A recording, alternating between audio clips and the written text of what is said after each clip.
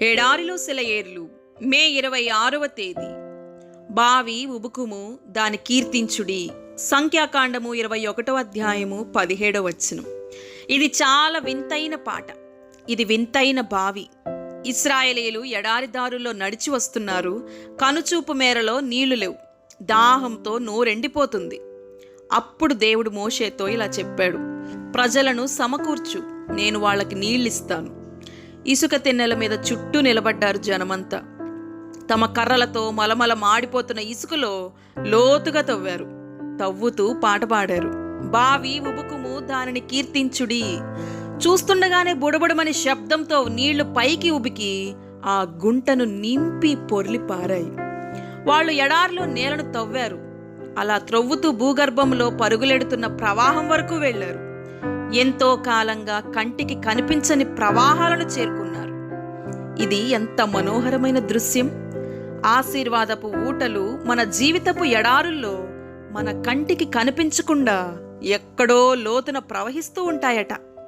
మనం విశ్వాసంతోనూ స్తుతి కీర్తనలతోనూ త్రవ్వుతూ వెళ్ళగలిగితే ఎండిన ఎడారుల్లో కూడా మన అవసరాలేమీ లోటు ఉండదంట.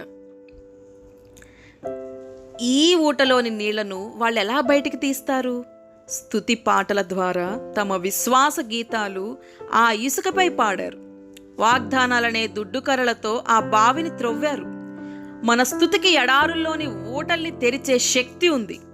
సనుగుడైతే మన మీదకి తీర్పు తెస్తుంది. ఒక్కోసారి ప్రార్థన కూడా ఆశీర్వాదాల ఊటల్ని విప్పే శక్తిని కోల్పోతుంది. స్తుతి తప్ప దేవుణ్ణి సంతోషపెట్టేది మరొకటి లేదు. కృతజ్ఞతలు చెప్పగలగడమే అన్నిటికంటే కఠినమైన విశ్వాస పరీక్ష. నువ్వు చాలినంతగా దేవుణ్ణి స్తుతిస్తూ ఉన్నావా? అసంఖ్యాకంగా నీపై కురుస్తున్న కంటికి కనిపించే ఆశీర్వాదాలకై దేవునికి కృతజ్ఞతలు చెబుతున్నావా?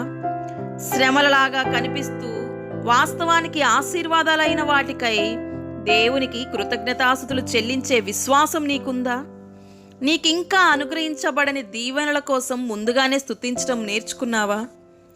విడుదల కోసం వేచి ఉన్నావా?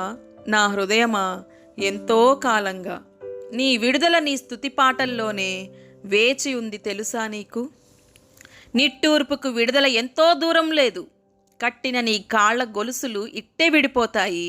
విమోచన గీతాలతో ప్రభువు నిన్ను ముంచెత్తుతాడు.